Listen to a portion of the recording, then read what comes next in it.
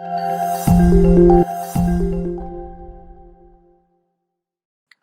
My dear students, आज की जो वीडियो होने वाली है, इस वीडियो में हम लोग बात करेंगे लिस्ट के फंक्शंस के बारे में। ओके, अब जिसने लास्ट वीडियो नहीं देखी है, ऊपर आई बटन में उसका लिंक डाल दूंगा, आप जाके प्लीज पुरानी वीडियो देखिएगा ताकि आपको लिस्ट अच्छे से समझ आ जाए। ये जो लिस्ट की वीडियो है, ये आपकी सेकेंड वीडियो है। ओके, अब इस वीडियो में हम लोग कुछ फंक्शंस के बारे में बात करेंगे जो आपके लिस्ट को बहुत आसान कर देगी। ओके, अब देखिए पहला फंक्शन क्या हो सकता है। पहला फंक्शन होता है लेंथ फंक्शन, जो क्या कर सकता है, किसी भी लिस्ट की लेंथ निकाल सकता है। कैसे? देखिए मैंने एक लिस्ट ले ली। लिस्ट हम लोग कैसे लेंगे? L equals to square brackets, उसके बाद यहाँ पर कुछ लिस्ट के एलिमेंट्स डिफाइन करते हैं, जैसे 2 3 6 8 9। अब अगर मुझे इसकी लेंथ निकालनी है तो उसके लिए मैं क्या कर सकता हूं, मैं लिखूंगा x equals to length of L और फिर मैं यहां पर प्रिंट कर दूंगा x को। जिससे क्या होगा, इसमें जितने भी एलिमेंट्स हैं उनको काउंट करके ये प्रिंट कर देगा।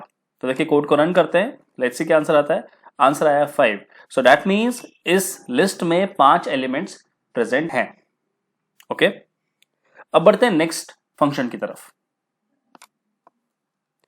अगला फंक्शन है अपेंड फंक्शन। ये अपेंड फंक्शन क्या करता है? फॉर एग्जाम्पल हमारे पास एक लिस्ट है, list is like 6 9 4 5 2।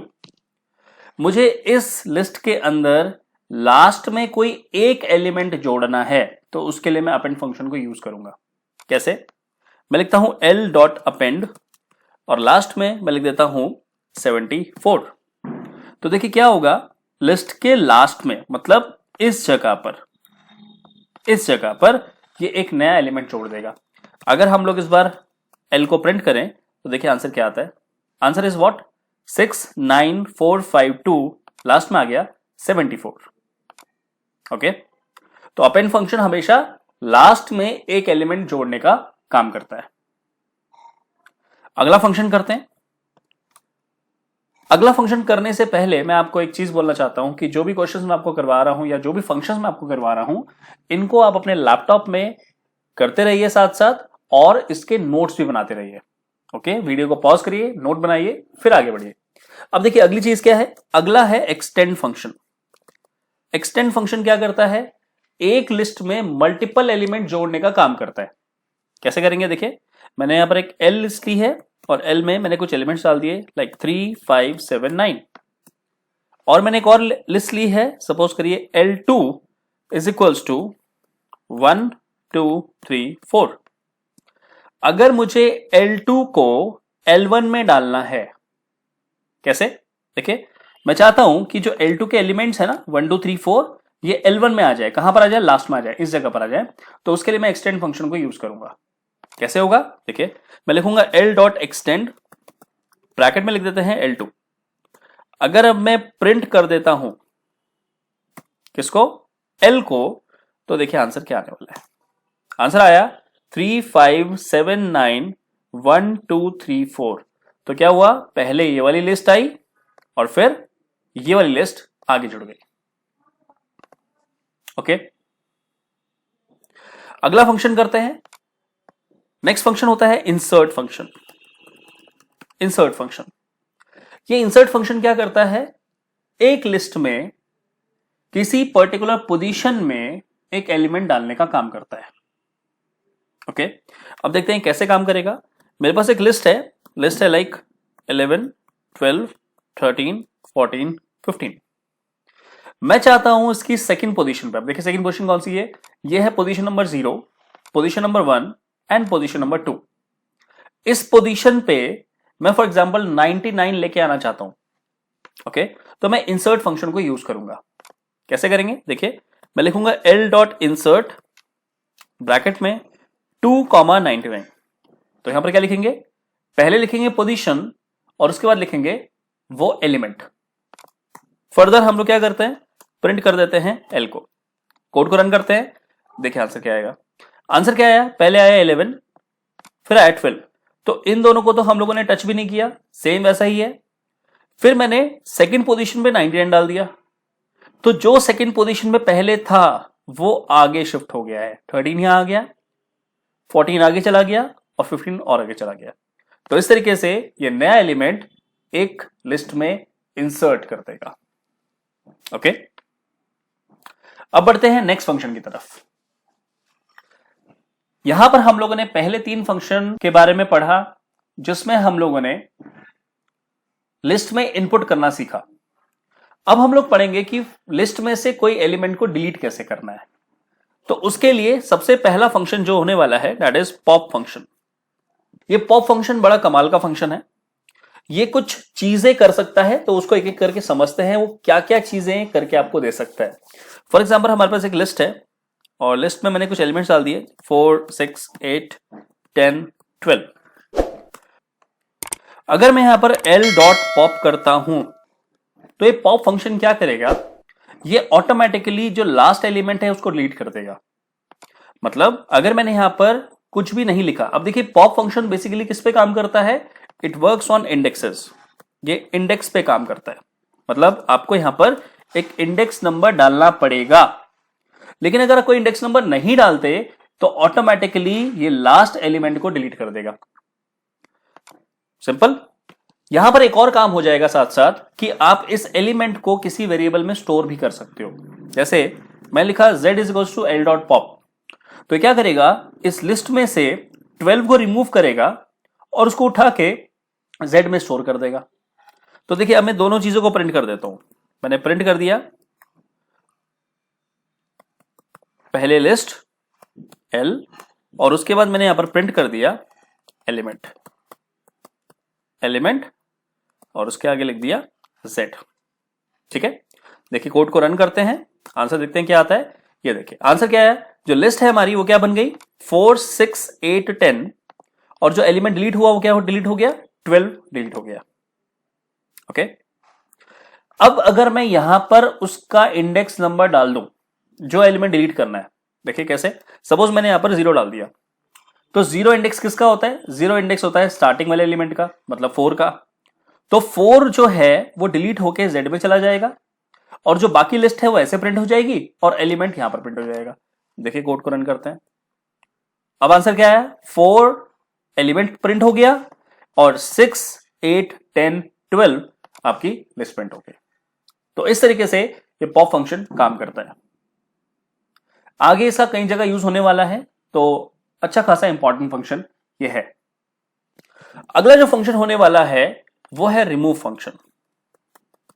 Remove function, अब देखिए जो रिमूव फंक्शन है ये क्या करता है, ये बाय नेम एलिमेंट को डिलीट करता है। कैसे करता है, बाय नेम, मतलब आपको एलिमेंट का नाम यहां लिखना पड़ेगा, ये ऑटोमेटिकली उस एलिमेंट को डिलीट कर देगा। तो मैंने यहां पर एक लिस्ट ली, देखो लिस्ट में लिख दिया 11, 12, 13, 14, 15 और मैं लिख देता हूं l डॉट रिमूव, ब्रैकेट में मैं यहां पर 12 डाल देता हूं। ठीक है, अगर मैं इसके बाद प्रिंट कर देता हूं l को, तो देखिए आंसर क्या आएगा, आंसर आएगा 11, 13, 14, 15। यहां पर आपने जो 12 को रिमूव किया वो 12 डायरेक्टली रिमूव हो जाएगा, तो बचे हुए जो एलिमेंट्स हैं वो यहां पर प्रिंट हो जाएंगे। इसके बाद नेक्स्ट फंक्शन आता है क्लियर फंक्शन। क्लियर फंक्शन, देखिए क्लियर फंक्शन नाम से ही आपको बता रहा है कि ये सारे एलिमेंट्स को क्लियर कर देगा। तो क्या करता है, सारे एलिमेंट्स को रिमूव कर देगा एक ही बारी में। ओके, देखते जरा कैसे करेगा। तो ऐसा करने के लिए हमने एक लिस्ट ले ली, लिस्ट में लिखा 1, 3, 5, 7, 9। मैं लिख देता हूं l डॉट क्लियर। ओके, और उसके बाद मैं यहां पर प्रिंट कर देता हूं l को। देखिए क्या होगा, कोड को जैसे ही रन करेंगे तो यहां पर केवल pair of square brackets print हुए हैं। ठीक है, इसके अलावा जितने भी एलिमेंट्स थे वो सब क्लियर हो चुके हैं। ओके, अगला जो बहुत इंपॉर्टेंट फंक्शन है वो आने वाला है काउंट फंक्शन। एक काउंट फंक्शन क्या करेगा, किसी भी लिस्ट में कोई एक एलिमेंट कितनी बार रिपीट हो रहा है उसको काउंट करने के लिए काउंट फंक्शन को यूज किया जाता है। देखिए कैसे, सपोज मेरे पास एक लिस्ट है, मैं लिखा हुआ है 1, 3, 5, 1, 1, 7, 7, 9। अब मैं लिख देता हूं l डॉट काउंट और काउंट करके यहां पर 1 लिख देता हूं। मतलब मैं चाहता हूं कि जो 1 है इसकी फ्रीक्वेंसी पता चल जाए ये कितनी बार रिपीट हो रहा है। ओके, इसको स्टोर कर देते हैं हम लोग एक x नाम के वेरिएबल में। ठीक है, यहां पर देखिएगा ध्यान से, ये l है और ये 1 है। ओके, अगर मैं इसको प्रिंट कर देता हूं x को, तो देखिए क्या होगा, ये प्रिंट कर रहा है 3। दैट मीन्स जो 1 है वो 3 बार रिपीट हुआ है। ओके, अगला फंक्शन जो आने वाला है that is sort function. Sort का मतलब होता है असेंडिंग या डिसेंडिंग में एलिमेंट्स को अरेंज करना। ओके, अब सपोज हमारे पास एक लिस्ट है, लिस्ट पे मैंने कुछ रैंडम एलिमेंट्स डाल दिए, जैसे 3, 2, 6, 4, 9, 7, 8, 1। अगर मुझे इसको असेंडिंग ऑर्डर में अरेंज करना है तो मैं लिखूंगा l डॉट सॉर्ट और उसके बाद मैं यहां पर l को प्रिंट कर दूंगा। कोड को अगर रन करेंगे तो देखिए ऑटोमेटिकली सारे एलिमेंट जो है असेंडिंग ऑर्डर में अरेंज हो जाएंगे। ये रहा असेंडिंग का कोड। अब अगर मैं डिसेंडिंग के बारे में बात करना चाहता हूं तो मुझे simply reverse equals to true लिखना होगा इसके ब्रैकेट में। ओके, देखिए अगर हम कोड को रन करते हैं तो जो एलिमेंट्स हैं वो सारे डिसेंडिंग ऑर्डर में अब अरेंज हो जाएंगे। राइट, अब पढ़ते हैं आखिरी फंक्शन के बारे में। आखिरी फंक्शन होगा इंडेक्स फंक्शन। ये इंडेक्स फंक्शन क्या करेगा, अगर आपने एक लिस्ट को डाला, फॉर एग्जांपल मैंने लिस्ट डाली 11, 12, 15, 14, 17, 18। मैं चाहता हूं कि आप बताइए कि 14 का इंडेक्स नंबर क्या है, मतलब इसकी पोजीशन क्या है। अगर इसको पता लगाना है तो मुझे इंडेक्स फंक्शन को यूज करना पड़ेगा।